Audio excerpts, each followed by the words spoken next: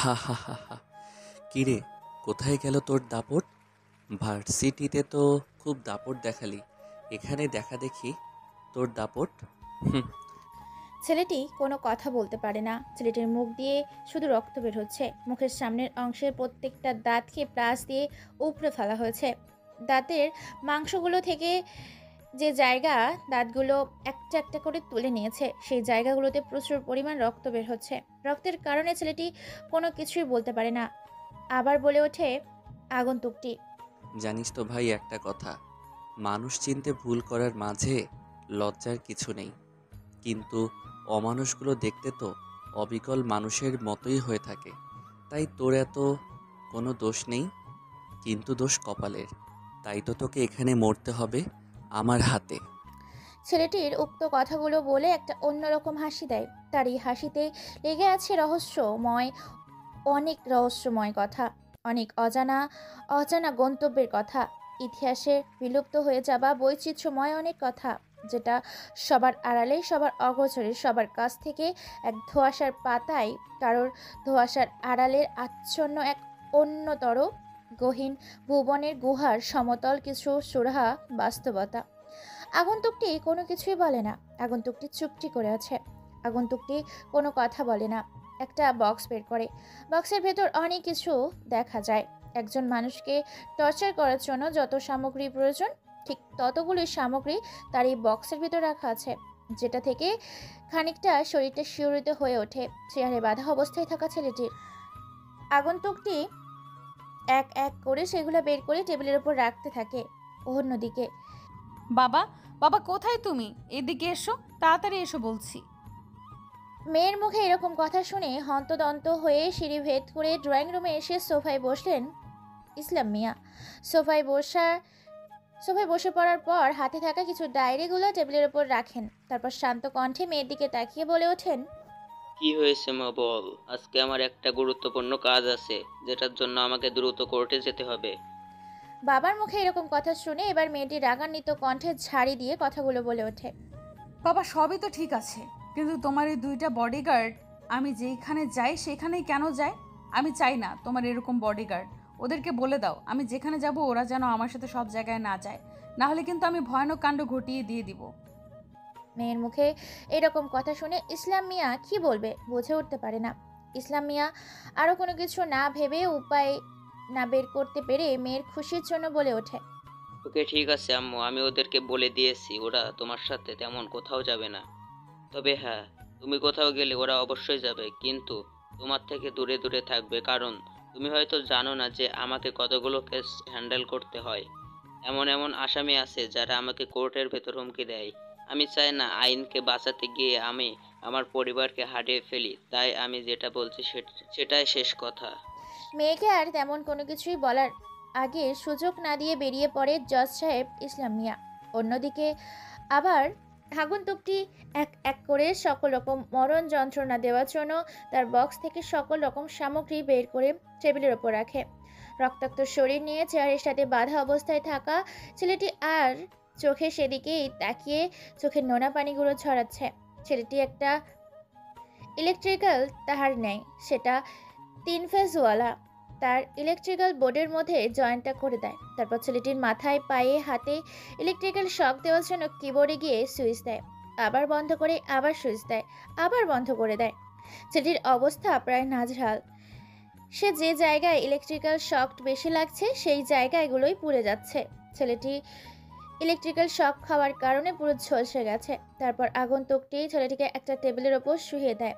তারপর একটা হাতুড়ি দিয়ে একের পর এক হাতগুলো থেকে শুরু করে পা পর্যন্ত, ঘাড় থেকে কোমর পর্যন্ত হাতুড়ি দিয়ে বাড়ি দিতে থাকে। ছেলেটি শুধু চিৎকার করছে, কিন্তু তার চিৎকার বাইরে বের হয় না, কেননা তার মুখের ভেতর কাপড় ঢুকিয়ে দিয়েছে। সেই কাপড় ঢুকিয়ে দেওয়ার ভেতরে যেন অসম্ভব যন্ত্রণার শিকার হচ্ছে ছেলেটি। কাপড়টা মুখের ভেতরে লাল মরিচের মতো, সাথে কালো জিরা ও ঝাঁঝালো রসুন, অতিরিক্ত মাত্রায় লবণ মুখে ঢুকিয়ে দিয়ে তার উপর কাপড় দিয়ে মুখটা বন্ধ করে দেয় ছেলেটির। ছেলেটি শুধু চিৎকার করছে, চিৎকার বাইরে বের হয় না। হাতুড়ি দিয়ে অনেক যন্ত্রণা করার পর পুরো শরীরটিকে থেতলিয়ে দেয়। মাংসগুলো যেন ফেটে গেছে, শরীরের সাথে চামড়াগুলো যেন লেপ্টে আছে।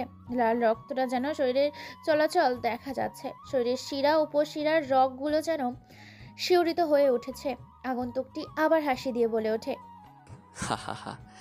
জানিস তো ভাই, যে জিনিসের প্রতি একবার মায়াটা বেড়ে যায় না, সেই জিনিসটা পাওয়ার জন্য সেই মানুষটা অন্য আরেকটা মানুষকে মেরে ফেলতেও দুবার ভাবে না।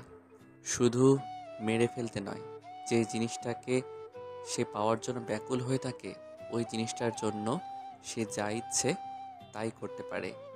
যেমন তোর একটা ভুলের জন্য এখন তুই এখানে আটকা আছিস। আগন্তুকটির মুখে এরকম কথা শুনে আরো ভয় পেয়ে যায় ছেলেটি। ছেলেটি ড্যাব ড্যাব চোখে তাকিয়ে আছে।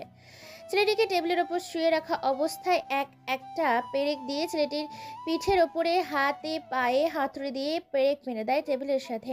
তারপর একটা ড্রিল মেশিন নেয়, ছেলেটির দুই হাঁটুর মধ্যে ফুটো তৈরি করে দেয়। পাগলের মতো হাসছে আর ওসব করছে। যে হাত দিয়ে তার প্রিয় জিনিসটাকে সে ধরেছিল, সে হাতের ওপর ড্রিল মেশিন দিয়ে এক এক করে অনেকগুলো ছিদ্র করে দেয়। হাতের তালুগুলো যেন এক ছিদ্রবিহীন অস্তিত্বহীন মানুষের হাত হয়ে গেছে। হাতের রগ, শিরা, উপশিরা, হাড়, হাড্ডি সব দেখা যাচ্ছে। আগন্তুকটি কেন জানি না ওর প্রতি একটু মায় হয়, তাই ওর মুখের ভেতর থাকা কাপড়টা বের করে। সাথে সাথে ছেলেটি যেন এক জান্নাতি নিঃশ্বাস নেয়, চিৎকার করে কাঁদতে কাঁদতে বলে ওঠে, ভাই, আমাকে ছেড়ে দাও। আমার ভুল হয়ে গেছে। আমি ভাবতে পারিনি যে ও তোমার প্রিয় পছন্দের জিনিস। আমি ভুল করে ধরে ফেলেছিলাম নিজের করে নিব বলে। আমি ওর কাছে মাপ চেয়ে নিব। অনেক অত্যাচার করলে, এবার অন্তত আমাকে ছেড়ে দাও। আমার ফ্যামিলির কাছে যেতে পারবো। বেঁচে থাকতে আর ভার্সিটি আসবো না। ভাই, প্রাণটা আমায় ভিক্ষা দাও। ছেলেটির মুখে এরকম কথা শুনে ছেলেটিকে আর কোনো কিছু বলতে না দিয়ে আবার ছেলেটির মুখের ভেতর কাপড় ঢুকিয়ে দেয়। তারপর আগন্তুকটি ছেলেটিকে উল্টো করে ঝুলিয়ে দেয়। সত্যি কথা বলতে আগন্তুকটির মাথা কাজ করছে না। সে যা করে নিজের ইচ্ছেই করে, যা করবে সেটা নিজের ভাবনাতেই করবে। সে নিজেকে ছাড়া অন্য কারোর কথা শুনে না। নিজের মন আর নিজের আত্মার সাথে সে বন্ধুত্ব করেছে। আগন্তুকটি ভীষণ ভয়ানক। যখন সে বলেছে তখন সে করে দেখাবে। তারপর আগন্তুকটি ধারালো একটা চাকু নিয়ে ছেলেটির পায়ের কবজি চামড়া কেটে দেয়। সাথে সাথে গড়গড় করে রক্ত বের হতে থাকে। তারপর আস্তে আস্তে পা থেকে চামড়াগুলো নিচের দিকে ছিলতে শুরু করে। ছেলেটির যেন জীবন থেকে আত্মাটা বেরিয়ে যাচ্ছে। মৃত্যু যেন তার খুব সন্নিকটে। ছেলেটির চিৎকার বাইরে বের হয় না। ছেলেটি মরণ যন্ত্রণায় পাগলা কুত্তার মতো চিৎকার করছে, কিন্তু মৃত্যু তাকে বরণ করছে না। ছেলেটি যেন নিজের মৃত্যুটাকে খুব কষ্ট করে উপলব্ধি করতে পারছে। আগন্তুকটি ছেলেটির শরীর থেকে জীবন্ত অবস্থায় চামড়াগুলো ছিঁড়তে শুরু করে। ছিঁড়তে ছিঁড়তে এক পর্যায়ে শরীর থেকে পুরো চামড়াটাকেই আলাদা করে ফেলে। শরীরে শুধু গোস্তগুলি দেখা যাচ্ছে। রক্তে রক্তাক্ত হয়ে গেছে, রক্তবিহীন হয়ে গেছে ছেলেটির শরীর। সাদা রুমের সাদা রঙের ফ্লোরটা রক্তের লাল, রক্তাক্ত হয়ে গেছে।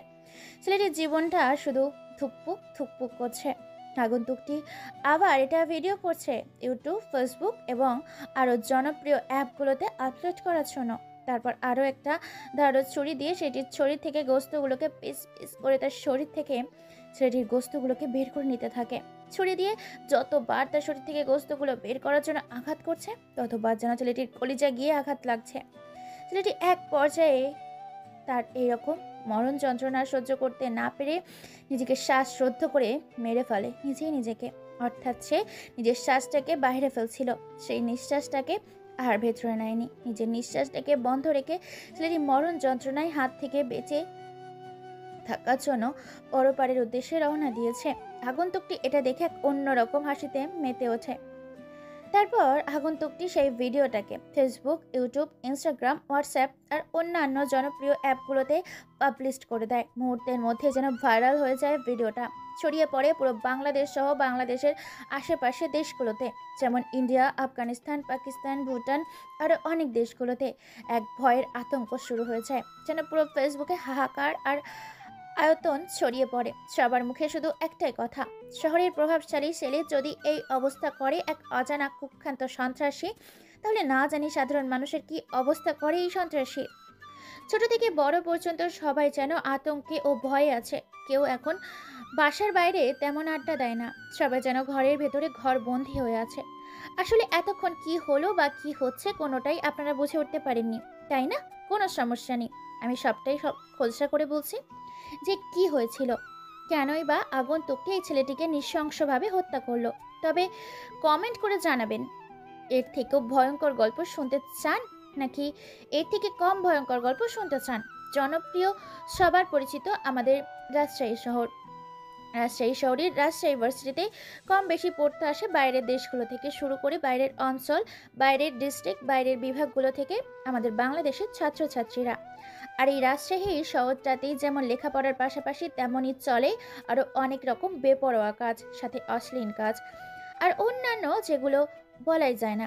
আমাদের জজ সাহেবের মেয়ে ইউনিভার্সিটিতেই পড়ে, জজ ইসলাম সাহেবের মেয়ে তানিয়া। তানিয়া দেখতে অসম্ভব সুন্দর, ফর্সা, অর্জুন বর্ণের এক লাজুক লতা গোলাপি পরি।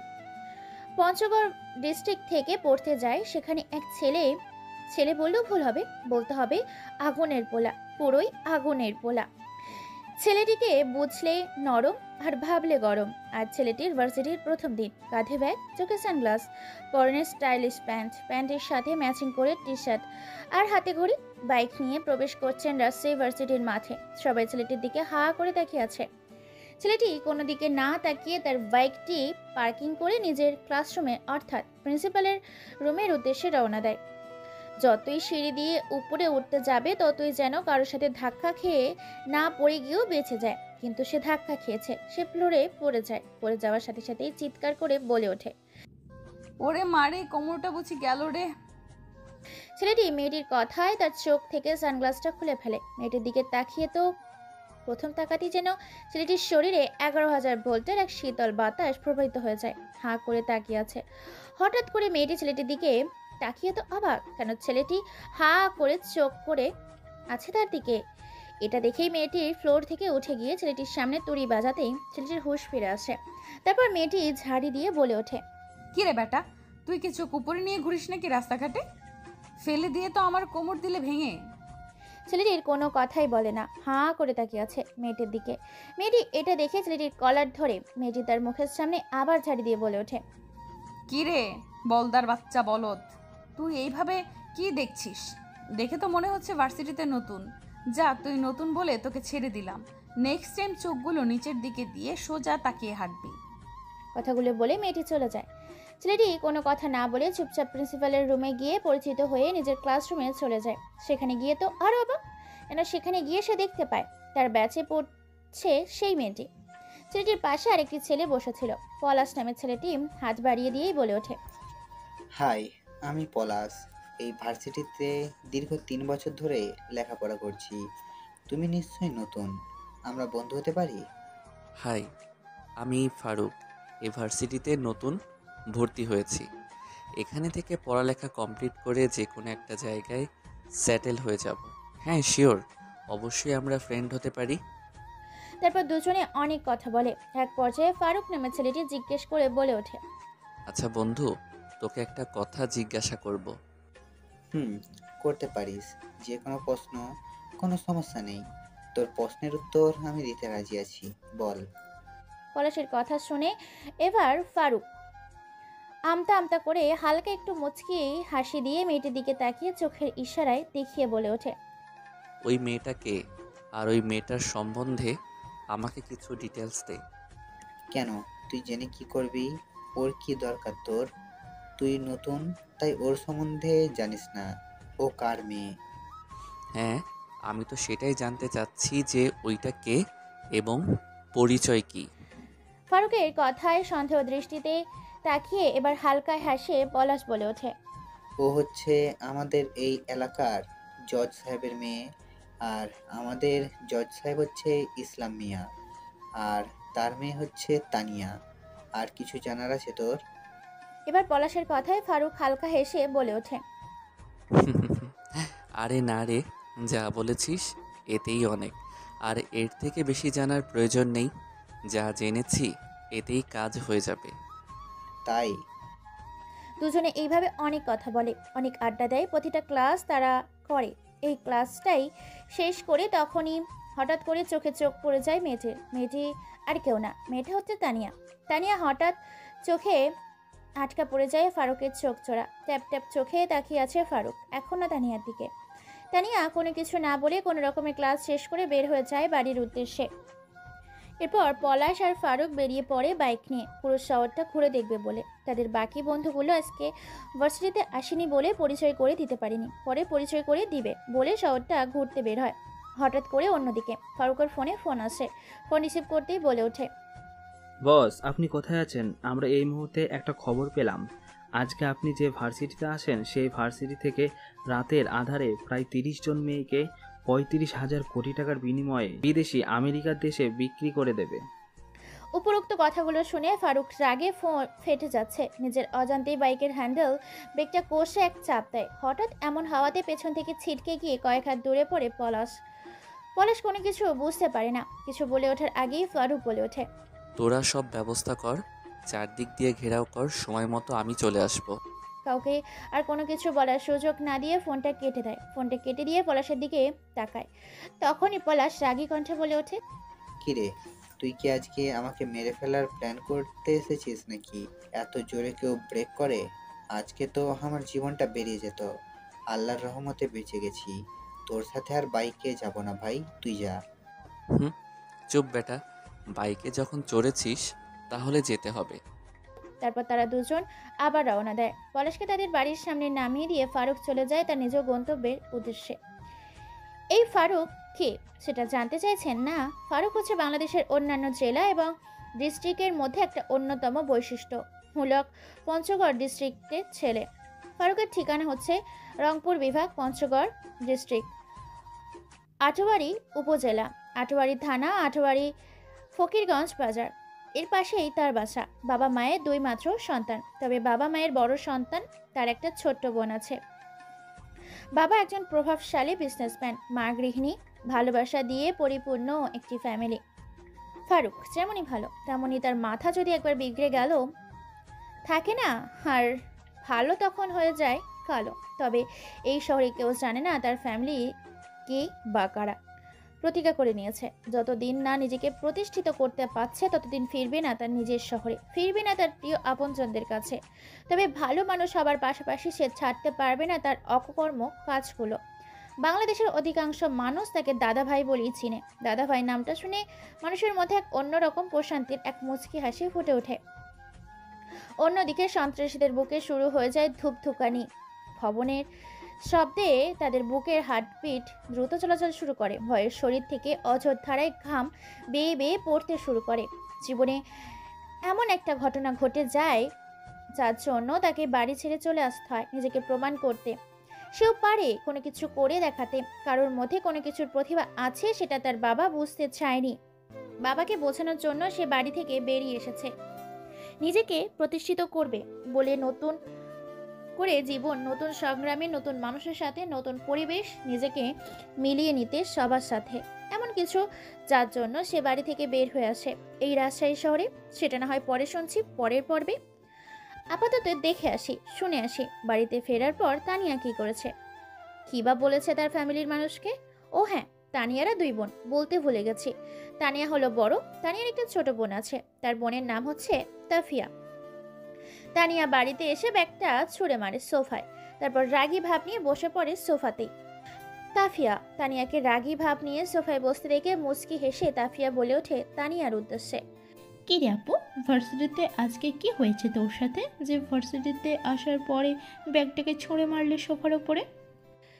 তানিয়া কোনো কথা বলে না। তাকে নিজের রাগটাকে কন্ট্রোল করে ছোট বোনের দিকে তাকিয়ে মুচকি হেসে এবার বলে ওঠে, তোর না জানলেই নয় রে বোন, তোরে কি জানতেই হবে? তুই বলতে চাইলে শুনবো, আর বলতে না চাইলে কি তোকে জোর করবো নাকি? আর বলিস না, কোথা থেকে জানি না ভার্সিটিতে একটা ছেলে উঠে এসেছে। আস্তে আস্তে প্রথম দিনে ছেলেটা আমার সাথে ধাক্কা খেয়ে আমি গেলাম ফ্লোরে পড়ে, গিয়ে দিলাম অনেকগুলো কথা শুনিয়ে। তারপরে ছেলেটি কোনো রিয়াকশন না করে আমার দিকে ড্যাব ড্যাব করে তাকিয়ে আছে। আবারও দিলাম অনেকগুলো কথা শুনিয়ে। তারপর নিজের ক্লাসের রুমে গেলাম, সেখানে গিয়ে তো আরেক ঝটকা খেলাম, কেননা বেটা খটাস আমার সাথেই পড়ে। পড়িস তো পড়িস, ঠিক আছে ভাই, তাই বলে তুই পুরো ক্লাস চলাকালীন আমার দিকেই তাকিয়ে থাকবি? তানিয়ার মুখে এরকম কথা শুনে তাফিয়া হাসতে হাসতে পেট ফেটে যাচ্ছে।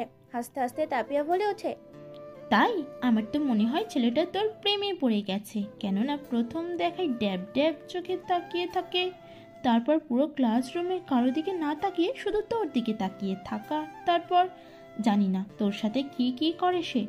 এই জন্যই তো তোকে বলি এত মেকআপ করে ভার্সিটিতে যাস না। কিন্তু কে কার কথা শোনে, এখন বোঝ ঠেলা। তাফিয়ার কথা শুনে রেগে মেগে একাকার। তানিয়া আরো কিছু বলতে যাবে, তার আগেই তাফিয়া তাকে থামিয়ে দিয়ে আবার বলে ওঠে মুচকি এসে, আচ্ছা আপু শোন না, ছেলেটা দেখতে কেমন রে? অনেক handsome, stylish, dashing look, six pack body, উজ্জ্বল ফর্সা শ্যামলা বর্ণের ছেলেটি। দেখতে নিশ্চয়ই বলিউডের হলিউডের শাকিব খানের মতো। সমস্যা নেই তো, যদি ছেলেটাকে পছন্দ হয় তাহলে আমাকে বললে আমি বাড়িতে বলে ওর সাথে তোর বিয়ের ব্যবস্থা করে দেব। কি বললি তুই? দাঁড়া। এই বলে দৌড়ে নিজের রুমে চলে যায় তাফিয়া। অন্যদিকে ফারুক বাড়িতে পৌঁছে যায়। পৌঁছে গিয়ে ফ্রেশ হয়ে সোফায় বসে ল্যাপটপ নিয়ে তারপর এখানকার লোকাল সব সিসিটিভি ক্যামেরা কোথায় কোথায় লাগানো আছে সেটা চেক করতে থাকে। কেননা সে মনে করে অপারেশন নেওয়ার আগে কোনো দিক দিয়ে নিব এবং কিভাবে নিব তাই তার পূর্ব প্রস্তুতি ভেবে রাখা উচিত। অন্যদিকে যে ফারুককে ফোন করেছিল সেই ছেলেটি তার দলের সমস্ত ছেলেকে নিয়ে যেদিক দিয়ে ট্রাক নিয়ে যাবে পাচার করার জন্য সেই দিক দিয়ে আশেপাশের এলাকা সহ রাস্তাঘাট ঘেরাও করে নিয়েছে প্রায় কয়েকশো ছেলেকে নিয়ে। প্রত্যেকটা সিসিটিভি ক্যামেরা চেক করে নেয়, শুধু 3 জায়গায় খালি আছে যে জায়গাগুলোতে কোনো সিকিউরিটি দেওয়ার জন্য সিসিটিভি ক্যামেরা লাগানো হয়নি। সে বুঝে গেছে এই 3 রাস্তার মধ্যে দিয়ে যে কোনো একটি রাস্তা দিয়ে তারা মেয়েগুলোকে পাচার করবে, তাই সে তার লোকদের 3 রাস্তা ঘিরে ফেলতে বলে, সাথে বন্দুক, রাইফেল আর অন্যান্য সরঞ্জাম রেডি করতে বলে, আর অন্যান্য সামগ্রী যেগুলো দিয়ে মুখাপেক্ষ হবে। 2 দলের মধ্যে লড়াই হবে, 2 দলের মধ্যে বিজয় হবে কারা, তাই পূর্বের প্রস্তুতি নিয়ে রওনা দেয় ফারুক। সবকিছু তৈরি হয়ে গেছে। দেখতে দেখতে সন্ধ্যা নেমেছে, চারিদিকটা অন্ধকারে ছেয়ে গেছে। আকাশে হালকা হালকা ঘন কালো মেঘ দেখা যায়, যার কারণে তারা চাঁদ কোনোটাই দেখা যায় না। পরিবেশটা কেমন যেন হালকা অন্ধকারে ছেয়ে গেছে। পুরো রাস্তাটা পিন পিন নীরবতায় বিরাজ করছে। পুরো রাস্তাটা যেন আজকে অন্যান্য দিনের চেয়ে এক ভয়ঙ্কর রূপে রূপান্তরিত হয়েছে। রাত 10টা বেজে 5, দেখতে দেখতে 11টা বেজে 12টাতে ওভারটেক করে রাত বাজে 1টা। এখনো কারো কোনো সাড়াও পাওয়া যায় না। এটা দেখে এবার ফারুক বলে ওঠে, কি রে, তোর খবর কি? সঠিক ইনফরমেশন ছিল, এখনো তো কেউ এলো না। ভাই, আকাশ সাক্ষী, জমিন সাক্ষী, পৃথিবীর আলো বাতাস সহ পৃথিবীর সকল সৃষ্টিকে সাক্ষী রেখে আমি দীপ্তকণ্ঠ শপথ করে বলছি, আমি যা ইনফরমেশন এনেছি সবটাই সত্যি। আমরা আর কয়েক মিনিট অপেক্ষা করি, নিশ্চয়ই তারা আসবে। কথাটা শেষ করার আগেই 2 দিক দিয়ে 2টা কালো রঙের স্মার্ট কার এসে উপস্থিত হয়ে রাস্তার সাইডের সাথে আরেকটি ট্রাক, তার পেছনে আরেকটি লরি। গাড়িগুলোর ভেতর থেকে 2 জন ব্যক্তি বের হয়ে আসে। একজনের পরনে আছে সাদা কোট, স্যুট বুট পরিহিত ব্যক্তি, অন্যজনের বর্ণনা আছে কালো রঙের কোট আরও অন্যান্য স্যুট বুট পরিহিত আরও এক অন্য ব্যক্তি। 2 জনের মুখে 2টা কালো রঙের মাস্ক। কোনো কথা ছাড়াই কালো রঙের পোশাকধারী ব্যক্তিরা হাতের ইশারা দেওয়ার সাথে সাথে তাকে দরজা খুলে দেয়। আর ট্রাকের ভেতর দেখা যায় প্রায় 30 থেকে 50টার মতো মেয়ে আছে। মেয়েগুলো দেখে দূর থেকেই বোঝা যাচ্ছে তাদের ড্রাগস দিয়ে ঘুম পাড়িয়ে রাখা হয়েছে। অন্যদিকে সাদা রঙের কোট পরিহিত ব্যক্তিটি হাতের ইশারা দিয়ে অপর গাড়িটির দরজা খুলে দেয়। সাথে সাথে 1000 টাকার বান্ডিল, 500 টাকার বান্ডিল এবং 100 টাকার বান্ডিল থাক করে টাকা দিয়ে ভরিয়ে রাখা হয়েছে গাড়িটাতে। দেখেই হাসি দিয়ে 2 ব্যক্তি বলে ওঠে, তোমার মাল চাই, মাল দিলাম। আমার টাকা চাই, আমি টাকা নিলাম। তুমি এখান থেকে কেটে পড়তে পারো। নেক্সট প্ল্যান কোথায় করবে সেটা আমাকে জানিয়ে দিও মেসেজ করে। গুড বাই, চলি, সি ইউ, ভালো থেকো। ওই দাঁড়া, 1 মিনিট যাবি? ঠিক আছে, কথাটা শুনে যা। যতগুলো টাকা দিয়েছি না মালগুলোর থেকে বেশি দিয়েছি, প্রত্যেকটাকে একবার করে আমি পরখ করে দেখব, তারপর এগুলোকে বিদেশে সেল করব। কেননা আমাদের তো যাচাই করতে হবে কোন জিনিসটা ভালো আর কোন জিনিসটা খারাপ, কারণ সবগুলোর দাম আমি এক রেটে দিয়েছি। তাই আগে আমাকে টেস্ট করতে হবে যে কোনটার স্বাদ কেমন। যেটা স্বাদ বেশি সেটা মুনাফা বেশি, আর যেটা স্বাদ কম সেটার মুনাফা কম, বুঝলি? এই বলে যখন দুই আগন্তুক দুই দিক দিয়ে তাদের দুই সম্পদ নিয়ে চলে যাবে, তখনই রাস্তার দুই দিক দিয়ে বিদ্যুতের গতি অর্থাৎ বিদ্যুতের 11,000 ভোল্টের চেয়েও দ্রুত বেগে এক একটা বুলেট এসে যেন লাগছে এক একজনের শরীরে। হঠাৎ করে এমন হওয়াতে দুই দিক দিয়ে দুই নেতা ভয় পেয়ে যায়। তারা নিজেদের বাঁচানোর জন্য সেই স্থান থেকে পালিয়ে যেতে নিলেই সাদা রঙের কোট পরিহিত লিডার ধরা পড়ে যায়। অন্যদিকে রাস্তার ধারে গাছগাছালি ঝোপঝাড় সাথে গাছের ডাল পাতা পড়ে থাকায় কালো রঙের পোশাকধারী ব্যক্তিটি খুব সহজে লুকিয়ে পড়ে সেইগুলোতে। সবাইকে মারে পটাপট করে। কারণ ফারুকের দলের ছেলেরা, কারণ তাদের এক একজনের হাতে ছিল 9mm revolver, 4mm revolver, sniper, bulletproof jacket, bulletproof helmet আর এক একটা চাইনিজ কাচের তৈরি কুড়াল, এক একটা ধারালো চাইনিজ কাচের তৈরি চাকু। যাকে যেভাবে পেয়েছে তাকে সেখানেই সেভাবে মেরে ফেলেছে, কোনো কথা বলার সুযোগ দেয়নি। প্রায় রাস্তাটা লাল রক্তে ছেয়ে গেছে। রক্তের কারণে আশেপাশের গাছপালা সহ পড়ে থাকা ডাল পাতাগুলো রক্তের লাল রং ধারণ করেছে। পরিবেশটা শুধু রক্তে রক্তাক্ত হয়ে গেছে। তবে তাদের মধ্যে থেকে এখনো বেঁচে রয়েছে সেই সাদা রঙের লিডারটা। এবার ফারুক একটা লম্বা একটা কোড়াল দিয়ে এগিয়ে আসতে থাকে সেই অজানা ব্যক্তির দিকে। সেই অজানা ব্যক্তিটিকে দুই দিক দিয়ে দুজন ধরে রেখেছে। তার হাতের সামনে এসে কোড়ালটা দিয়ে তার শরীরটাকে ভালো করে একবার শুইয়ে দেয়। তারপর কোড়ালটা তার মুখের সামনে রেখে হালকা হেসেই বলে ওঠে, জানিস তো, এই ফারুক ভাই যায় যেখানে বিপদের সাথে খেলতে ভালোবাসে সে সেখানে। তোরা জানিস না এই দাদা ভাই এই শহরে এসেছে? সাদা রঙের কোট পরিহিত লোকটি দাদা ভাই নামটা শুনতেই যেন তার হাত পা কাঁপাকাঁপি শুরু করছে, ঘামতে শুরু করেছে। ঘামটা যেন তার শরীরে বৃষ্টির ঝর্ণায় পড়ছে। লোকটি এবার কাঁদো কাঁদো গলায় বলে ওঠে, ভাই আমি কিছু জানি না, আমার যতটুকু দায়িত্ব আমি শুধু ততটুকুই দায়িত্ব পালন করেছি। এর বিনিময়ে আমি মোটা অঙ্কের টাকা পেয়েছি। এর পেছনে কে আছে বা কারা আছে সেটা আমি জানি না। আমাকে ঠিকানা থেকে এগুলো করতে বলেছে, তাই আমি এসেছি। তুই যেহেতু জানিস না, তাহলে তোকে বাঁচিয়ে রেখে কি হবে? মরার জন্য তৈরি হয়ে নে। ফারুকের মুখে এই কথা শুনে লোকটি ভয়ে একটা শীতল কণ্ঠে ঢোক গিলে আর ভয়ে জড়সড় হয়ে আতঙ্কের সুরে বলে ওঠে, ভাই আমাকে মারবেন না, মারবেন না, আমি বলতেছি আমি কিছুটা জানি, সে কিছুটা থেকে আমি আপনাকে বলতেছি। তারপর সেই সাদা রঙের পোশাকধারী লোকটি সব ঘটনা খুলে বলতে শুরু করে ফারুক ওরফে দাদা ভাইয়ের সামনে। ভাই মেয়েগুলোকে বিদেশে পাচার করা হবে এবং সেখান থেকে মেয়েদের সাথে অনেক রকম কাজ করা হবে, মেয়েদের নিয়ে ব্যবসা করা হবে, আমি এটুকু জানি।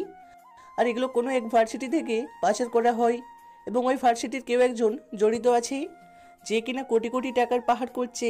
আর বিদেশ থেকে আরও বড় বড় পার্টিরা আসে যারা আমাকে টাকার বিনিময়ে এদেশে পাঠাই, আমি টাকার বিনিময়ে এদেশ থেকে নিয়ে যাই। তাহলে মরার জন্য তৈরি হয়ে নে।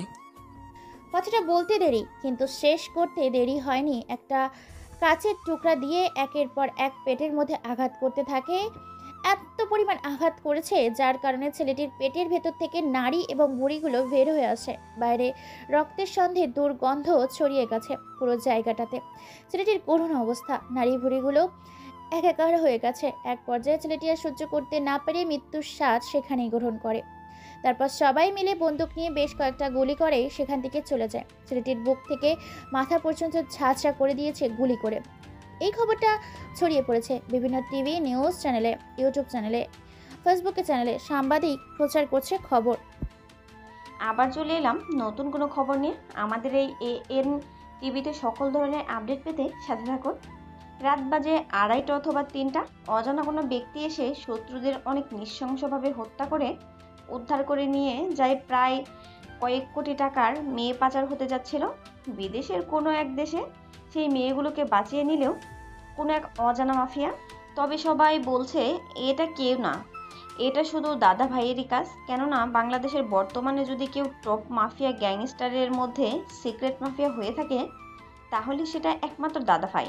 দাদা ভাইয়ের উপরে বাংলাদেশে তেমন কোনো বড় গ্যাং নেই এবং দাদা ভাইয়ের গ্যাংটা বাংলাদেশ সহ আরও অন্যান্য দেশগুলোতেও ছড়িয়ে গেছে, রাজত্ব চলছে। শুধু দাদা ভাইয়ের নামে, দাদা ভাইয়ের নামগুলো এই দেশের সরকার সহ জনগণ কেঁপে ওঠে এবং মেয়েগুলোকে সহি সালামতভাবে পৌঁছে দিয়েছে। আবার সেই ভার্সিটিতে মেয়েগুলোর ফ্যামিলি জানতে পেরে মেয়েগুলোকে সেখান থেকে নিয়ে যায়। নিজেদের হেফাজতে। অনেকটাই দুর্নাম হয়েছে ভার্সিটির, কেননা আরও তথ্য পাওয়া গেছে সে ভার্সিটির কেউ এসবের সাথে জড়িত আছে, যে কিনা মেয়েদের পাচার করে বিদেশে টাকা কোটি কোটি পার করছে।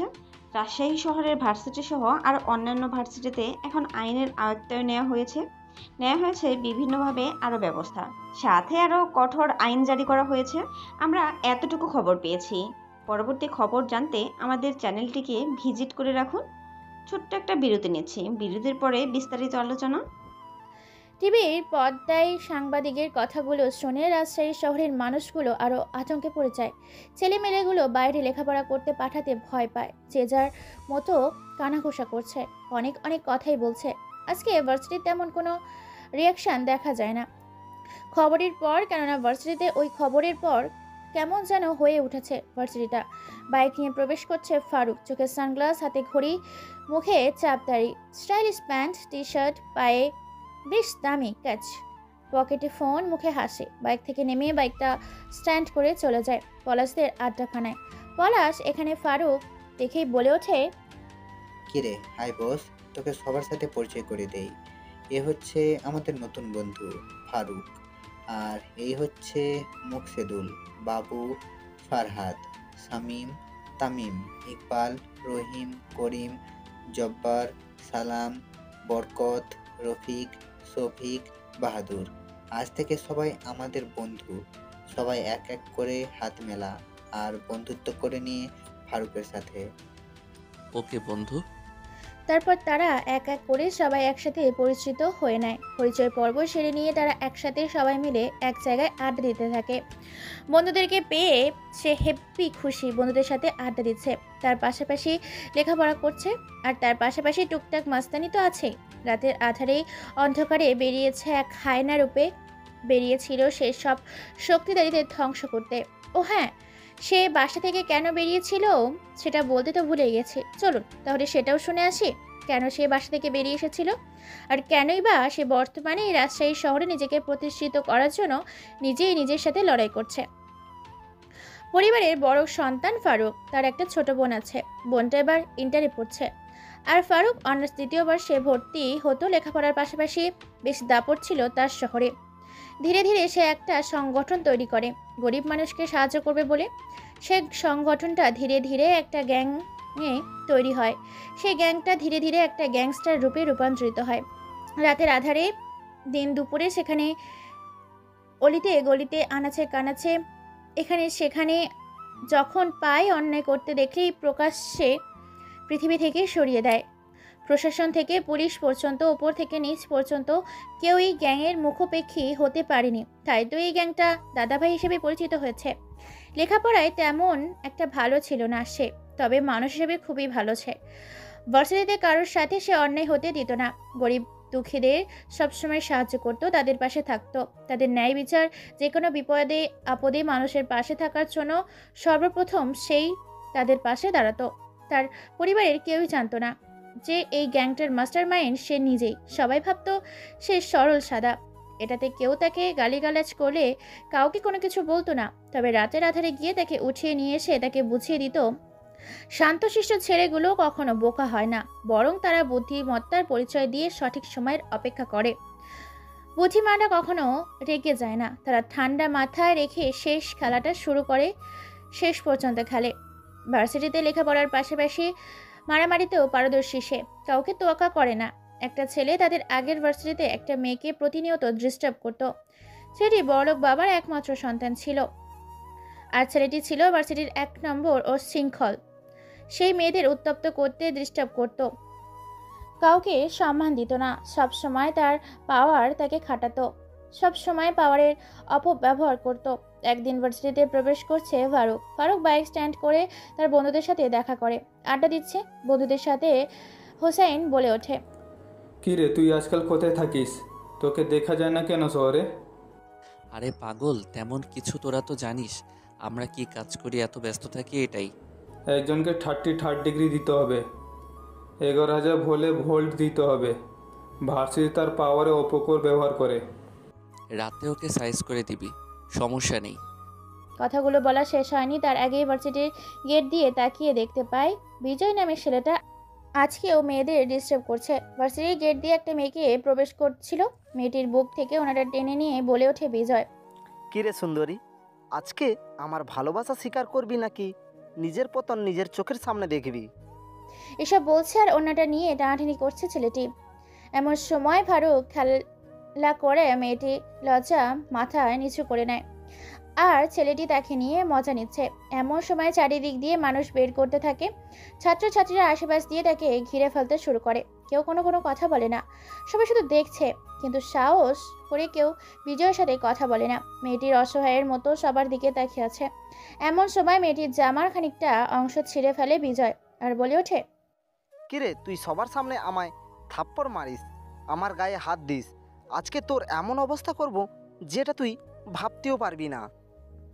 এবার বিজয় নামে ছেলেটিকে ধীরে ধীরে মেয়েটিকে অপমান করার জন্য তার সাথে অসভ্যতামি শুরু করতে থাকে। মেয়েটি এক পর্যায়ে তার অসভ্যতাগুলো সহ্য করতে না পেরে ভার্সিটির 10 তলার ভবনের ওপরে উঠে নিচে ঝাঁপ দিয়ে সাথে সাথেই মেয়েটি নিচে পড়ে প্রাণ বেঁচে গেলেও তার হাত পা মেরুদণ্ড ভেঙে যায়, যার কারণে সে আর কোনোদিনই হাঁটাচলা করতে পারবে না। বেঁচে থেকেও মৃত হয়ে থাকবে পরিবারের ওপর বোঝা হিসাবে।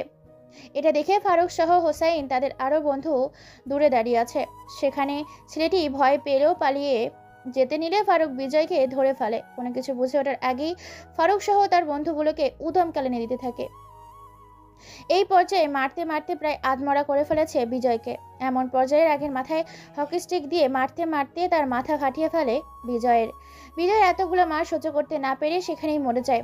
এই ভিডিওটা ছড়িয়ে পড়ে সব জায়গায়। হৃদয়ের বাবা, ফারুকের বাবা অনলাইনে কাজ করছিল। তখন এই ভিডিওটা দেখে নিজের ছেলেকে গুন্ডাদের মতো মারপিট করতে দেখে ভীষণ ঘাবড়ে যান তিনি। ফারুক বাড়িতে গেলে তাকে অনেক বকাঝকা করে ধীরে ধীরে ফারুকের আসল পরিচয় মানুষের সামনে চলে আসে। অর্থাৎ সেই শহরের সব মানুষ জানে যে ফারুক আসলে কুখ্যাত দাদাভাই। আরও কি, ওর বাবা বাড়ি থেকে বের করে দিতে চেয়েছিল, কিন্তু তার মার জন্য পারেনি। তাকে সময় দিয়েছিল ভালো হওয়ার জন্য, কিন্তু ভালো হতে সে পারেনি। একদিন সে নিজের ভার্সিটি থেকে বাসায় ফিরছিল, তখন সে দেখতে পায় তার ছোট্ট বোনকে রাস্তার কিছু বকাটে ছেলে, প্রভাবশালী ব্যক্তিদের কয়েকটা বিগড়ে যাওয়া বাবার ছেলে, পরিবারের অকল্যাণ ডেকে আনা কিছু কুলাঙ্গার ছেলে তার বোনকে ডিস্টার্ব করছে। এটা দেখে ফারুক সহ হোসাইন, রাফাত, তুতে, মামা, শামীম মোল্লা, তৌফিক, জাহাবরুল, আবদুল্লাহ, বিএস, শাফি, রহিম, ফরিদ, হাবিব, সাতার, খালেক, মালেক, জাব্বার, রহিম, করিম, সাতার সাথে সবাই অনেকগুলো মোটরসাইকেল থেকে নামে। ফারুকের ছোট বোনকে দেখে দৌড়ে চলে আসে ফারুকের কাছে, তারপর বলে ওঠে, ভাইয়া আমাকে বাঁচাও, দেখো ওরা শুধু আমাকে প্রত্যেকদিন ডিস্টার্ব করে, যাওয়ার সময় ডিস্টার্ব করে, আসার সময় ডিস্টার্ব করে, আর আজে বাজে কথা বলে। তোদের এত বড় কলিজা? তারপর ফারুক সহ হোসাইন, রাফি, রাফাত, তুতে, মামা, শামীম, মোল্লা, তৌফিক, জাবরুল তাদের সবাইকে ধরে এক করে মারতে থাকে। মারতে মারতে প্রায় আধমরা করে ফেলেছে ছেলেগুলো।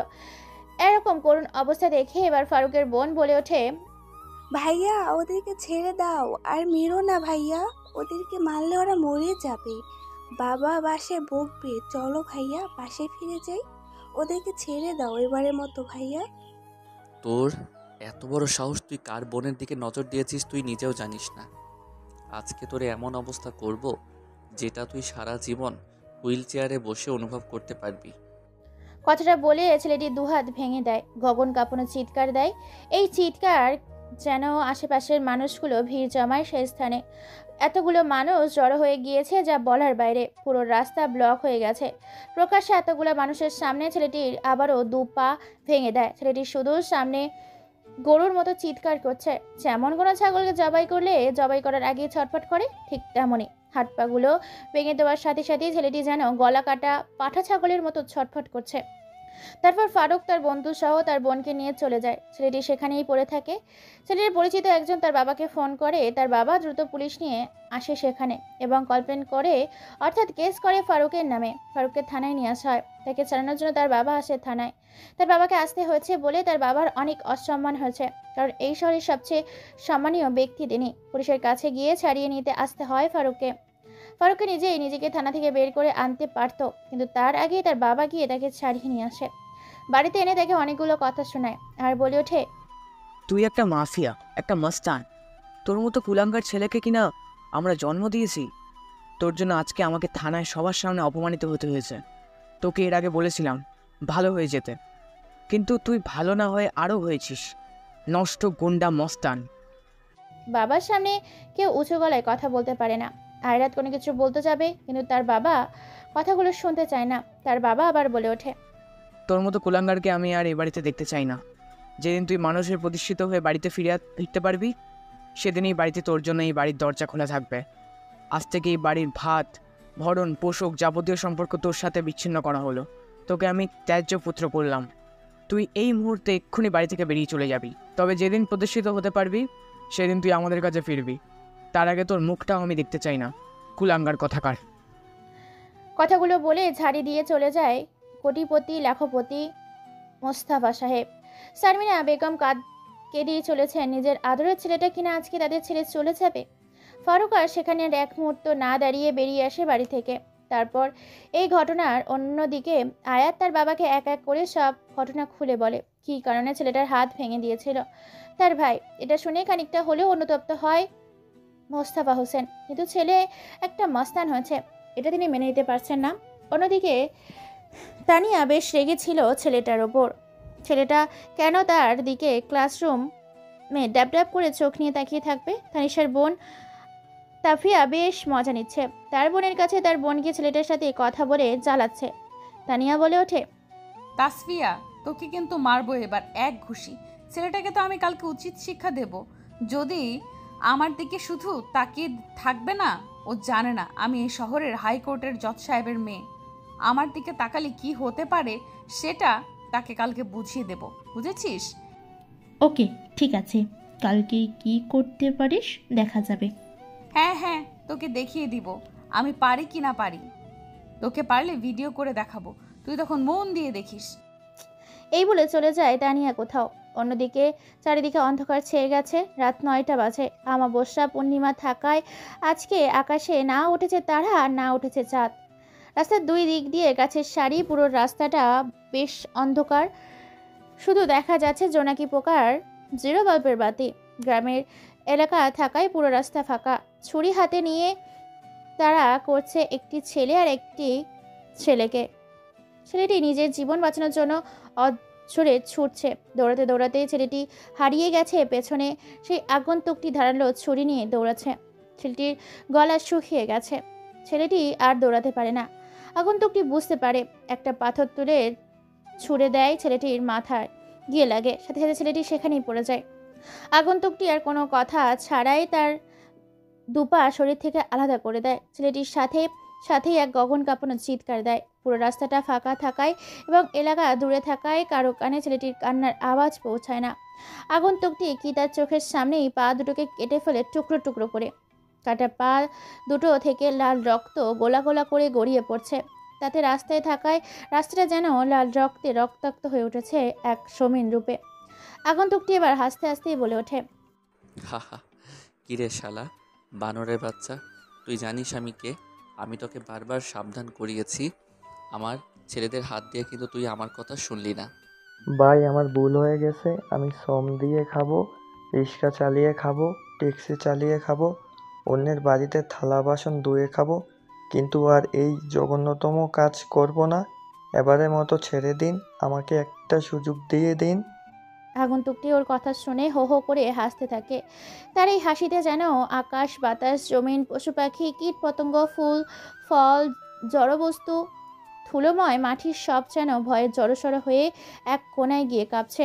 আগন্তুকটি বলে ওঠে, আরে তুই ভুলে গেছিস এই দাদাভাই সুযোগ মাত্র একবারই দেয়, দ্বিতীয়বার না। তুই তোর জীবনের কামরাউন্ডটা এখান থেকে শেষ করলি। Good bye. কথাটা বলে শেষ করা যায়নি, তার আগেই তার পায়ের হাঁটুর ওপরে ছুরি দিয়ে একদম গেঁথে দেয়। ছুরি এফোর ওফোর হয়ে যায় এবং তার পা থেকে শুরু করে হাঁটু পর্যন্ত ছিঁড়ে দুখণ্ড করে দেয়। দুই পায়ে দুখণ্ড করে দেয়। ছেলেটি শুধু সেখানেই ছটফট করছে। তারপর ছেলেটির মুখের ভেতরে হাত ঢুকিয়ে জিহ্বাটাকে টেনে বের করার আগে গলার ওপরে বুকের ওপরে চড়ে বসে। তারপর বুকের ওপরে খারাপভাবে পা দিয়ে মুখের ভেতর থেকে জিহ্বাটাকে টেনে বের করে নিয়ে আসে। জিহ্বাটাকে এক হাতের মতো করে নিয়ে আসে। তারপর ধারালো সেই ছুরি দিয়ে জিহ্বাটাকে কেটে ফেলে, সাথে সাথেই মুখ থেকে রক্ত ভেসে যায়। ছেলেকে খুব যন্ত্রণার সাথে মৃত্যু দিচ্ছে আগন্তুকটি। তারপর ছেলেটির বুকের ওপর ছুরি দিয়ে আঘাত করা, হাত দিয়ে বুকটাকে চিরে দেওয়া, তারপর বুকের ভেতরে হাত ঝুঁকিয়ে তার সেই কলিজাটাকে বের করে নিয়ে আসে আর হু হু করে হাসতে থাকে। কারণ সে জানে মানুষের কলিজাটাই আসল জিনিস।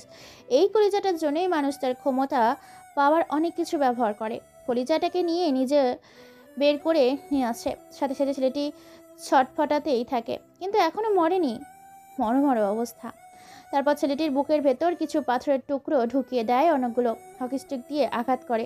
ছেলেটি এগুলো সহ্য করতে না পেরে এক পর্যায়ে প্রস্রাব পায়খানা করে দিয়ে সেখানেই মৃত্যুর স্বাদ গ্রহণ করে। আগন্তুকটি সেখানে এক অতৃপ্তিময় হাসি দিয়ে বেরিয়ে পড়ে তার সেই নিজ গন্তব্যের উদ্দেশ্যে। ছেলেটির লাশটিকে রাস্তার মাঝখানে ভালো করে শুইয়ে দিয়ে পকেট থেকে ফোনটা বের করে আগন্তুকটির কোনো এক নাম্বারে ফোন দিয়ে সাথে সাথে 10টা প্রাইভেট জ্যাক কালো কার চলে আসে। এক একটা করে কার আগন্তুকটিকে কারে বসে, সেই কারটা 70% সোনা দিয়ে তৈরি করা। আগন্তুকটি সেই সোনার গাড়িতে করে চলে যায় তার নিজ গন্তব্যের উদ্দেশ্যে। আপনারা ভাবছেন গল্পটা হচ্ছে তাই কি? ভাববেন না, গল্পটা ইন্টারেস্টিং। তা তো কেবল শুরুতে যে মার্ডারটা করেছিল সে কেন, তাহলে এই শুনুন। ভার্সিটিতে যখন প্রথম প্রবেশ করে ফারুক, তখন তার প্রথম দেখায় ভালো লেগে যায়। তাই তাকে অনুসরণ করতেই অনুভব করতে থাকে, তাকে নিয়ে ভাবতে থাকে। আর তার ভাবনায় শহরে ঢুকে ব্যাঘাত ঘটিয়েছিল সেই ছেলেটি, নীরব নামে ছেলেটি। সে যে কারণে হত্যা করেছিল সেটা হলো তানিয়া এই ভার্সিটিতে পড়ে। মধ্যবিত্ত ঘরের একটি ছেলে নীরব পড়ালেখায় ভালো ছিল, দেখতে তেমন স্মার্ট না হলেও দেখতে বেশ মায়াবী। সে বারবার ভালোবাসার কথা বলে তানিয়াকে বিরক্ত করত, ডিস্টার্ব করত, তার হাত ধরতো, তাকে রাস্তায় আটকাতো। এটা বিরক্ত বোধ করতো তানিয়া, তাকে বারবার বলতো সেটাকে ভালোবাসা না, পছন্দ করে না। কিন্তু নীরব কোনো কথাই শুনতো না। এসব কিছু দেখেছিল, শুনেছিল, ভেবেছিল, বুঝেছিল, কিন্তু কোনো কথাই বলেনি ফারুক। ভেবে নিয়েছিল যদি তানিয়া নীরবকে সত্যিকারের ভালোবাসে তাহলে সে আর তানিয়াকে নিয়ে ভাববে না। কিন্তু তানিয়া তো তাকে ভালোবাসে না। এমনকি একদিন নীরবের কাছে ফারুক গিয়ে বলেছিল, এই যে ভাইয়া, এদিকে একটু আসবেন, আপনার সাথে কিছু কথা ছিল। ফারুকের কথা শুনে ছেলেটি ফারুকের কাছে যায়, অর্থাৎ নীরব ফারুকের কাছে যায়। তারপর বলে ওঠে নীরব, বলেন কি জানতে চান ভাই আপনি আমার কাছ থেকে? আমি আপনাকে কিভাবে সাহায্য করতে পারি? তেমন কিছু না, আপনাকে কিছু কথা বলি, মন দিয়ে শুনবেন। ওকে ঠিক আছে বলেন, যদি মানার হয় তো মানবো, শোনার হলে শুনবো। আপনি তানিয়াকে বিরক্ত করে ছেড়ে দেন, কারণ আমি তানিয়াকে ভালোবাসি আর তানিয়া আপনাকে ভালোবাসে না। তুই ভাবলি কি করে? তোর কথায় আমি ছেড়ে দিব তানিয়াকে? তুই জানিস তানিয়াকে? তানিয়া হলো কোটিপতি বাবার একমাত্র মেয়ে, যাকে বিয়ে করলে রাজকুমারী সহ পুরো রাজত্বটাকে পাওয়া যাবে, আর তুই বলছিস তাকে ছেড়ে দিতে?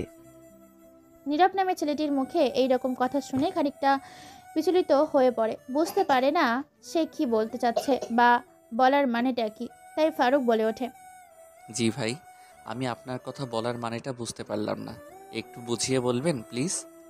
শোন তাহলে, আমি তানিয়াকে কেন ভালোবাসি কথাটা বলে তাকে বারবার কেন বিরক্ত করি। আসলে আমি তানিয়াকে নয়, তানিয়ার বাবার সেই ধন দৌলত সম্পত্তিটাকেই ভালোবাসি। তানিয়াকে বিয়ে করার মূল উদ্দেশ্য নয়, তানিয়ার সম্পত্তিগুলোকে নিয়ে লুটে খাওয়াটা মূল উদ্দেশ্য। ভালো করে কথাটা বুঝেছিস? এত কিছু বলার পরেও তুই যদি আমার আর ওর মাঝখানে আছিস, অর্থাৎ তানিয়া আর আমার মাঝখানে আসিস, তাহলে তোকে শিকড় থেকে মাটি পর্যন্ত উপড়ে ফেলবো। কথাটা বলে চলে যায় নীরব নামের ছেলেটি। ফারুক হা করে সেদিকে তাকিয়ে থাকে। সে একটা মুচকি হাসি দিয়ে কি যেন ভেবে কাউকে ফোন করে আর সেখান থেকে হাসি দিয়ে বেরিয়ে পড়ে। তারপর ঘটনা তো আপনারা সবাই জানেন, তাই নতুন করে আর বললাম না। ফারুক প্রতিদিন ভার্সিটিতে শুধুমাত্র তানিয়াকে দেখবে বলেই আসে, আর তার বাবাকে দেওয়া কথা রাখবে বলেই পড়াশোনার পাশাপাশি সে মন দিয়ে তার ভালোবাসার মানুষটাকেও দেখে। আজকে এক অন্যরকম মায়া ভরা চোখে তাকিয়ে আছে ফারুক মেয়েটির দিকে। মেয়েটি নিজের দিকে তাকিয়ে থাকলেও দেখে এবার নিজের সিট ছেড়ে দিয়ে এসে পলাশকে তুলে নিয়ে সেখানে বসে পড়ে আর হাতে চিমটি কেটে বলে ওঠে, এই ছেলে, তুমি আমার দিকে এইভাবে তাকিয়ে আছো কেন? জীবনে মেয়ে দেখোনি? যেভাবে হা করে আমার দিকে দেখছো, পুরো ক্লাস তোমার দিকে তাকিয়ে আছে। আর তুমি আমার দিকে, আর তুমি যেভাবে মুখটা হা করে আমার দিকে দেখছো না, একটা মশা তোমার ভেতরে গেলে তোমাকে আর বাঁচানো যাবে না। ফারুক হা হয়ে শুধু কথাগুলো শুনছে, কোনো কথা বলে না। এটা দেখে তানিয়া আবার বলে ওঠে, ধুর, তোর সাথে কথা বলাই বেকার। জানি না কোথা থেকে পাবনার পাগলগুলো রাজশাহী ভার্সিটিতে আসে, মনে হয় মাথাতে সমস্যা আছে। এত কথা বলি শুধু হা করে তাকিয়ে থাকে, ঢং দেখলে বাঁচি না। তানিয়া সেখান থেকে চলে যায়। কোনো মতে ক্লাসগুলো শেষ করে সন্ধ্যায় বেরিয়েছে ফারুক, তখনই পেছন থেকে একটা ছেলে তার সাথে ধাক্কা খায়। ফারুক ভালো করেই তাকিয়ে দেখতে পায় তার পেছনে আরও 3টে ছেলে। এবার ফারুককে জড়িয়ে ধরেই বলে ওঠে, ভাই ভাই আমাকে বাঁচান ভাই, ওরা আমাকে মেরে ফেলবে, ওরা আমার মাকে মেরে ফেলেছে, আমার বাবা নেই, ওরা আমাদের বাড়িতে প্রতিদিন আসতো, কিন্তু আজকে আমার মাকে ওরা মেরে ফেলেছে, আমি দেখে ফেলি ওরা আমাকে মারতে এসেছে। তোদের বাড়িতে ওরা কি করতো তুই জানিস? আমি তো জানি না ভাই, তবে মা আমাকে একটা এতিমখানায় রেখে দিন, বাড়ি নিয়ে আসে, সন্ধ্যা হলে আমাকে নিয়ে যায়, আর সন্ধ্যার সময় এই লোকগুলো আমাদের বাড়িতে থাকে, আবার সকালে চলে যায়। ফারুক বুঝে যায় যে তার মা আসলে কি করে, তার মা যে আসলে নিশিরাতে সেই মায়া ভরা মাতাল করা পড়ি। ফারুক সবটা বুঝে গিয়েছে। ফারুক বলে ওঠে, দেখ ভাই, তোরা ওদের সাথে কি করেছিস, এখন ছেলেটাকে ছেড়ে দে। দেখ ভাই, আমি শান্ত হয়ে বলছি, আমি কোনো ঝামেলা চাই না। তুই ঝামেলা চাস না বলতে কি বুঝতে চাচ্ছিস? হ্যাঁ, ঝামেলা করলে তুই আমাদেরকে মারবি, আমাদেরকে মেরে ফেলবি। যদি কোনো কথা বলছিস তাহলে তোকে এইখানে মেরে পুঁতে রেখে ছেলেটাকে নিয়ে যাব সাথে করে। তাই ওকে আয়। ফারুক কথাটা বলার সাথে সাথেই ছেলেগুলো এগিয়ে আসে সেই ছেলেটাকে নিয়ে যাওয়ার জন্য, কিন্তু ছেলেটাকে নিয়ে যেতে পারে না, কেননা তার আগেই ছেলেগুলো 2 পায়ে 4টা বুলেট এসে ভেদ করে এফুর ওফুর হয়ে যায়। দিন দুপুরে হঠাৎ করে এমন হয়ে মানুষের ভিড় লেগে যায়। ছেলেটিকে যেন কারো গাড়ি থেকে কালো পোশাকধারী কিছু মুখোশধারী লোক এসে সেই জন্য ছেলেকে তুলে নিয়ে চলে যায়। হঠাৎ এমন হতে কেউ কিছু বুঝে উঠতে পারে না। ভয়ে সবাই সেই জায়গায় দ্রুত ত্যাগ করে। পুলিশ খবর পেয়ে সেখানে দ্রুত চলে আসে, তো পুলিশ আসার আগেই সবাই সেখান থেকে সরে যায়। ছেলেটাকে নিয়ে ফারুক এক গাছের নিচে বসে। ছেলেটি বলে ওঠে, ভাই এটা কি হলো, আমি তো কিছু বুঝলাম না, ছেলেগুলোকে গুলি করলো আর ওদের ধরে বা নিয়ে গেল। ফারুক শুধু হাসে। ফারুক কোনো কথাই বলে না। ফারুকের এই মুচকি হাসিতে লেগে আছে অনেকগুলো রহস্যময় অজানা কিছু, অজানা ধাতুর গল্প। ফারুক এবার হাসি দিয়ে কোনো কিছু বলবে তার আগে ছেলেটি বলে ওঠে, কি ভাই তুমি এভাবে হাসছো কেন, আমি কি হাসার কথা বললাম? ফারুক আবারও মুচকি হাসি দিয়ে শান্ত কণ্ঠে বলে ওঠে, তোর মাকে ওরা হত্যা করেছে তাই না? তুই নিজে প্রতিশোধ নিতে চাস? যদি তোর মায়ের খুনের প্রতিশোধ নিতে চাস আমার সাথে চল। ছেলেটি কোনো কথাই বলে না। ছেলেটার হাতটা ধরে রওনা দেয় ফারুক তার এক ভয়ঙ্কর অজানা দেশে, অজানা গন্তব্যের, ইহকালের জাহান্নামের স্বরূপ এক ভয়ঙ্কর স্থানে। সেখানে পরকালের শান্তি ইহকাল দেওয়া হয়। কিছুক্ষণের মধ্যেই পায়ে হেঁটে তারা সেই গন্তব্যের কাছে চলে আসে। মানুষ যাতে তাদেরকে সন্দেহ না করে সেজন্য একটা রিক্সা নিয়ে সেই পরিত্যক্ত স্থানের ভেতরে প্রবেশ করে। পুরোটা গাছগাছালি এবং ঝোপঝাড়ে পরিপূর্ণ হয়ে উঠেছে। বাইরেটা দেখতে যতটা নয় ভয়ানক, ভেতরটা ততটাই অপরূপ সুন্দর। ভেতরে প্রবেশ করতেই দেখতে পায় ছোট্ট ছেলেটি। সেই দুজন ব্যক্তিকে উল্টো ঝুলিয়ে হাতে পায়ে রশি দিয়ে নারিকেল গাছের সাথে বেঁধে রাখা হয়েছে। তাদের শরীরে কোনো কাপড় নেই, বেধরমভাবে পিটাচ্ছে তাদেরকে। চাবুকের আঘাতে শরীরের চামড়াগুলো ফেটে গড়গড়িয়ে রক্ত পড়ছে শরীরের ফাটল জায়গাগুলো থেকে। ছেলেটি আর এগিয়ে আসে। ছেলেগুলো শুধু চিৎকার করছে একটা ব্লেডের বাড়ির আঘাতে। তারা জানে না কার সাথে টক্কর নিয়েছিল, কার সাথে তর্ক করেছিল। ছেলেটি কোনো কিছু বলে ওঠার আগেই ফারুক ছোট ছেলেটিকে বলে ওঠে, আমি কে সেটা জানার প্রয়োজন নেই তোর, তোকে যেটা করতে বললাম সেটা কর, এই নিয়ে ধর। তারপর ছেলেটির হাতে একটা ধারালো চিরুনির মতো দাড়ওয়ালা চিরুনির মতো একটা লোহার চিরুনি দেয়। ছেলেটি সেটা নিয়ে ছেলে দুটোর সামনে গিয়ে দাঁড়ায়। তারপর তাদের মুখের ভেতর সেই চিরুনির দাড়ওয়ালা লোহার তৈরি চিরুনিটা মুখের ভেতর ঢুকিয়ে দিয়ে ছেলেটি মারে এক টান। সাথে সাথে গালের মাংসগুলো ছিঁড়ে চলে আসে বাইরে। এইভাবে খুব নৃশংসভাবেই শাস্তি দেয়। উল্টো করে ন্যাংটা করে ঝুলিয়ে দেওয়ায় কারণে সব কিছু তাদের দেখা যায়, বোঝা যায়। সেই চিরুনিটা দিয়ে শরীরে আঁচড় দিতে থাকে। এক পর্যায়ে আঁচড়গুলো সহ্য করে উঠতে পারে না ছেলে দুটি, কিন্তু তাদের চিৎকার বাইরে যায় না, চার দেওয়ালের ভেতরেই বাধা অবস্থায় থাকে, কেননা পুরো সাউন্ড প্রুফ এলাকা। চিরুনি দিয়ে এইভাবে আঁচড়াতে তাদের শরীরের মাংসগুলোকে চিরে একাকার করে ফেলেছে ছেলেগুলি সেখানেই মারা যায়। ছোট ছেলেটি বলে ওঠে, ভাই আমি তোমার এখানেই থেকে যাব। আমি জেনে ফেলেছি তুমি কে, আমি চিনে ফেলেছি তুমি কে। আজকে ভাই ভীষণ নিজেকে খুশি লাগছে। পাপী হত্যাকারী সেসব নোংরা মানুষদের শাস্তি দিতে পারি। ছেলেটির মুখে এই কথা শুনে এবার মুচকি হাসি দিয়ে ফারুক আবার বলে ওঠে, জানিস কি, তোকে কিছু কথা বলি, মন দিয়ে শোন। আমার পরিচয় কি?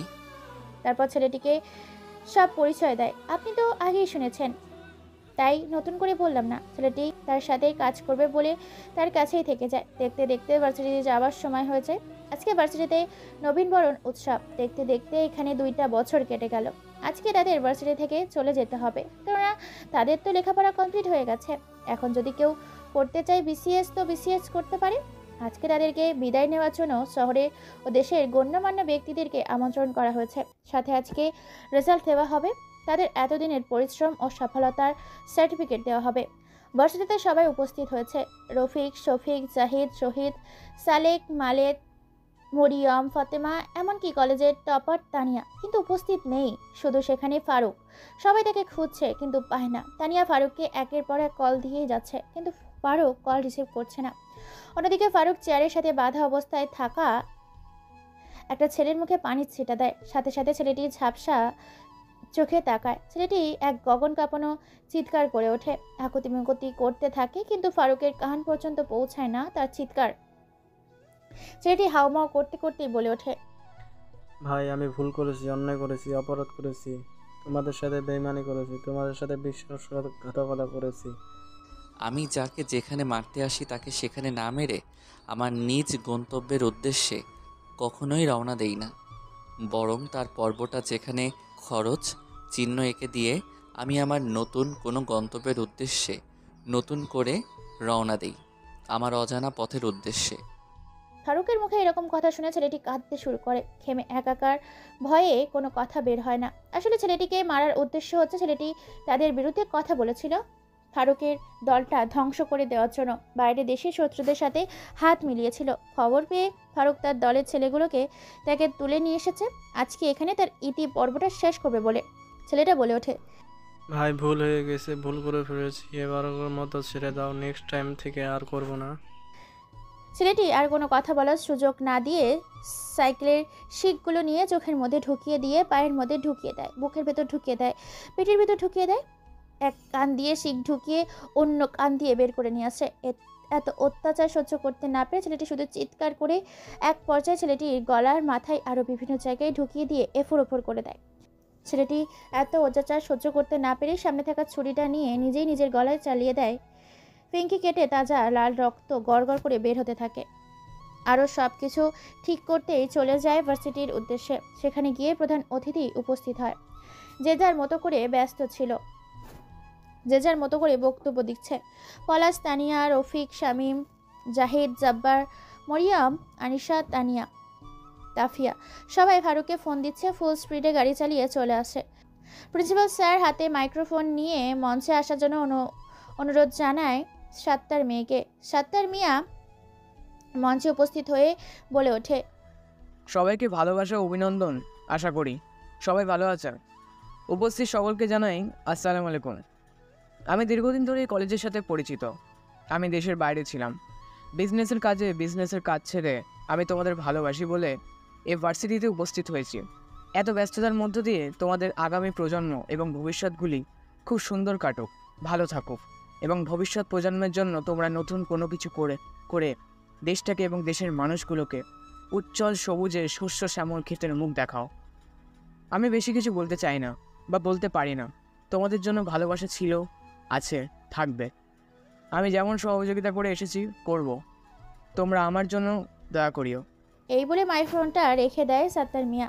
প্রিন্সিপাল মাইক্রোফোনটা হাতে নিয়ে তারাও কিছু বক্তব্য দেয়। ছাত্রছাত্রীরা তারাও বক্তব্য দেয়। অনেকে মুগ্ধ হয়ে শুনছে, অনেকের অভিভাবকগুলো এসেছে, অনেকে ইনভাইট করা হয়েছে। সবাই সবার বক্তৃতা দেয়। এক পর্যায়ে স্টুডেন্টদের সাফল্যের সার্টিফিকেটগুলো হাতে তুলে দেওয়ার জন্য, সাথে সে ফার্স্ট হয়েছে তাতেও পুরস্কারটা দেওয়ার জন্য সাত্তার মিয়াকে সে ছেলেটা নিজের মুখে যে নামটা বলে এবং তার হাতে যেন পুরস্কারটা তুলে দেয়, সেজন্য প্রিন্সিপাল তাকে অনুরোধ করে মাইক্রোফোনটা হাতে তুলে দেয়। আবার বলে ওঠে, ভার্সিটির এবার ফার্স্ট যে হয়েছে তাকে আমি মঞ্চে আসার জন্য অনুরোধ করছি এবং আমি অ্যানাউন্সমেন্ট করে দিচ্ছি সেই নামটি হলো ফারুক ইবনে ফারুক হাসান।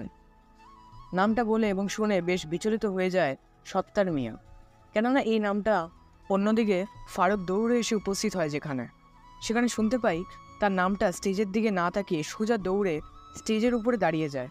তারপর সামনে কি আছে তার দিকে না তাকিয়ে বলে ওঠে, দেরি হওয়ার জন্য আসলে একটা কাজে ফেসে গিয়েছিলাম। সাত্তার মিয়া তো সামনে ছেলেটির দিকে তাকিয়ে হতবাক চোখে তাকিয়ে আছে। কেউ কোনো কিছু বলছে না বলে দেখে ছেলেটির দিকে তাকায়। ছেলেটিও তো সেই দিকেই তাকিয়ে আছে, কেননা তার বাবা দাঁড়িয়ে আছে। আর তার বাবাকে দেখে কি বলবে, কোনো কিছু ভেবে পায় না। এই যে তার বাবা সাত্তার মিয়া কোনো কিছু না ভেবে ছেলেকে জড়িয়ে ধরে চোখের পানিগুলো ছেড়ে দিয়ে কাঁদো কাঁদো গলায় বলে ওঠে, তুই বাড়ি ফিরে গেলি না কেন? তোকে না দেখতে পেয়ে তোর মা অসুস্থ হয়ে গেছে। তোকে না দেখতে পেয়ে তুই কেন ফিরে গেলি না? আমি জানিস তোকে খোঁজার জন্য কত লোক পাঠিয়েছি, কেউ তোর খবর দিতে পারেনি, আর তুই এখানে নিজেকে লুকিয়ে রেখেছিস। ফারুক কি বলবে কিছুই ভেবে পায় না। তবুও ফারুক নিজেদের কষ্টকে চেপে রেখে মৃদু হেসেই বলে ওঠে, আসলে যে হারিয়ে যায় তাকে খুঁজে পাওয়া যায়, আর যে নিজেকে লুকিয়ে ফেলে তাকে হাজারো খুঁজলেও খুঁজে পাওয়া যাবে না তাকে। কেউ কোনো কিছু বুঝে ওঠে না। হঠাৎ করে স্টেজে এসে তানিয়া বলে ওঠে, এসব কি হচ্ছে? আমি তো কিছুই বুঝতে পারছি না। ফারুক, উনি তোমাকে চিনে কি করে? উনি কি হয় তোমার? কি হলো, চুপ করে আছো কেন? কথা বলছো না কেন? আমার প্রশ্নের উত্তরগুলো দাও। ফারুক কোনো কথাই বলে না। পিনপিন নীরবতায় বিরাজ করছে চারদিকটা, যেন কালো আধারে মেঘে ছেয়ে গেছে। কেউ কোনো কিছু বলে না, এক দৃষ্টিতে তাকিয়ে আছে সাত্তার মিয়া তার ছেলের দিকে। অবশেষে ফারুক বলে ওঠে, উনি আর কেউ না, মনে হচ্ছে আমার বাবা, যাদেরকে ছেড়ে আমি এই ভার্সিটিতে চলে এসেছি নিজেকে প্রতিষ্ঠিত করব বলে। আপনারা কিছুই বুঝতে পারছেন না তাই না, যে তানিয়া আর ফারুকের মধ্যে মিল হলো কি করে, তাই না? গল্পের সাথে থাকুন, সবটাই খোলসা করে দেব। তানিয়া বলে ওঠে, তার মানেটা কি? উনি দেশের একজন টপ বিজনেসম্যান, আর ওনার ছেলে তুমি কি করে হতে পারো? 2 বছর ধরে তুমি এখানে আছো, তুমি আমাদের কাউকে কোনো কিছু বলনি। ফারুক কোনো কথাই বলে না। ফারুককে কোনো রকম কথা বলতে না দেখে তার বাবা এবার মাইক্রোফোনটা হাতে নিয়ে সবাইকে শান্ত হতে বলে। তারপর সবার দিকে এক দৃষ্টিতে তাকিয়ে কিছুক্ষণ নীরবতার মধ্যে দিয়ে কেটে যায়। নীরবতা ভেঙে এবার বলে ওঠে সামাদ মিয়া, সবার উদ্দেশ্যে আমি কিছু কথা বলতে চাই। ও আমার ছেলে ফারুক। কিছু ব্যক্তিগত কারণে ওকে আমি বাড়ি থেকে বের করে দিয়েছিলাম, কিন্তু ওকে আমি আমার সাথে করে আমার বাড়িতে নিয়ে যাব। আজকে আমার ছেলে আমার মাথাটাকে উঁচু করে দিয়েছে, গর্বে আজ আমার বুকটা ভরে গেছে। আমি ওকে বাড়ি থেকে বের করে দিয়েছিলাম এই কারণে, আর বলেছিলাম যেদিন সে প্রতিষ্ঠিত হতে পারবে এবং মানুষের মতো মানুষ হতে পারবে, সেদিন যেন সে আমাদেরই বাড়িতে ফিরে আসে। আজকে আমার ছেলে ওয়ার্ল্ডের টপার হয়েছে, একজন সে প্রতিষ্ঠিত ব্যক্তি। আমার ছেলেকে আজকে পর্যায়ে দেখে বুকটা আমার আনন্দ করে যাচ্ছে। সবার দোয়া কামনা করি যাতে আমার ছেলের ভবিষ্যৎ সহ আমি আমার ছেলের দেশের ভবিষ্যতে এবং গরিব দুঃখী মানুষের পাশে থাকতে পারি। সবাই কানাঘুষা শুরু করেছে, কেউ কোনো কিছুই বলে না। তানিয়া আবার বলে ওঠে, ফারুক, তুমি আমাকে মিথ্যা কথা বলেছ, তুমি আমাদের সকলকে মিথ্যা কথা বলেছ। যাই হোক, আঙ্কেলকে নিয়ে আগে আমাদের বাড়িতে যাবে, তারপর তোমাদের বাড়িতে আমিও যাব। কিন্তু আমি কোনো কিন্তু শুনতে চাই না, যেটা বলেছি সেটাই ফাইনাল। আপনি চলুন আমাদের সাথে আমাদের বাড়িতে, সেখানে কিছুক্ষণ রেস্ট নিয়ে আপনাদের বাড়ির উদ্দেশ্যে রওনা দেব। ওকে ঠিক আছে আম্মু, তুমি আমাদের বাড়িতে যেতে চাও যেতে পারো, সমস্যা নেই, যেতে তুমি আমার ছেলে বন্ধু হও। ওকে ঠিক আছে আঙ্কেল। তারপর সেখান থেকে তাদেরকে নিয়ে চলে যায় তাদের বাড়িতে। সেখানে গিয়ে অনেক কথা বলে, আড্ডা দেওয়া, খাওয়া দাওয়া করে এক পর্যায়ে ফারুক বলে ওঠে, বাবা, তোমাকে একটা কথা বলে রাখি, তানিয়া আমার বন্ধু নয়, আমার ভালোবাসা। ওকে আমি বিয়ে করে আমার ঘরের লক্ষ্মী করতে চাই। এত ভালো কথা, মেয়েটাকে আমার পছন্দ হয়েছে। তোর পছন্দ মানে আমার পছন্দ, ওকে বাড়িতে নিয়ে যায়। তোর আম্মু কি বলে দেখ, বাড়িতে অনেকদিন না যাবে। তোর আম্মু তোর টেনশনে অসুস্থ হয়ে গেছে। শুধু আমি একা না, আমার সকল বন্ধুগুলো মিলে যাব। ফারুকের কথায় সম্বোধন জানায় সামাদ আলী। অনেক কথাবার্তার পর তারা রওনা দেয় তারা নিজ শহরের উদ্দেশ্যে। কয়েক ঘন্টা জার্নির ফলে পৌঁছে যায় তাদের নিজ গন্তব্যের উদ্দেশ্যে, অর্থাৎ ফারুকদের বাড়িতে। সেখানে গিয়ে মায়ের সাথে সাক্ষাৎ করে। ফারুককে দেখে তার মা কেঁদে ফেলে, জড়িয়ে ধরে কান্না করতে থাকে আর কাঁদতে কাঁদতেই বলে, কি রে বাবা, তুই এতদিন কোথায় ছিলি, কিভাবে ছিলি? এই মাটাকে কি একেবারে দেখতে আসবি না? এই তুই আমাকে ভালোবাসিস, আমি মরে গেলে তোর হয়তো কষ্ট হবে না, তাই না রে? ফারুক তার মায়ের মুখে এইরকম কথা শুনে কেঁদে ফেলে, জড়িয়ে ধরে বলে, না মা, আমি তোমাকে খুব ভালোবাসি। সেদিন বাবা আমাকে বের করে দিয়েছিল বলে আজকে আমি প্রতিষ্ঠিত হতে পেরেছি। হয়েছে হয়েছে, তোকে আর নাটক করতে হবে না। অনেক নাটক করেছিস তুই। যদি ভালোবাসিস তাহলে আমাকে ছেড়ে যেতি না। আচ্ছা বাবা, এই মেয়েটাকে রে। সামাদ মিয়ার কোনো কথাই বলতে না দিয়ে তাদেরকে নিয়ে ভেতরে চলে যায়। তারপর এক এক করে সেখানে গিয়ে কি কি ঘটেছিল সবগুলো খুলে বলে, একসাথে সবাইকে মিলে। এটা বলে যে ফারুককে প্রিয় ভালোবাসার মানুষ হচ্ছে তানিয়া, তানিয়াকে পছন্দ করেছে। তার মা পারিবারিকভাবে তাদের বিয়ে দেওয়া হবে দুই পরিবারের মতামত নিয়ে। আপনারা ভাবছেন হঠাৎ কি এমন হলো যে দুজনের মধ্যে ভাব বেড়ে গেল? চলুন তাহলে শুনে আসি কি করে তাদের বন্ধুত্ব থেকে ভালোবাসা আর ভালোবাসা থেকে বিয়েতে রূপান্তরিত হতে চলেছে তাদের জীবন কাহিনী।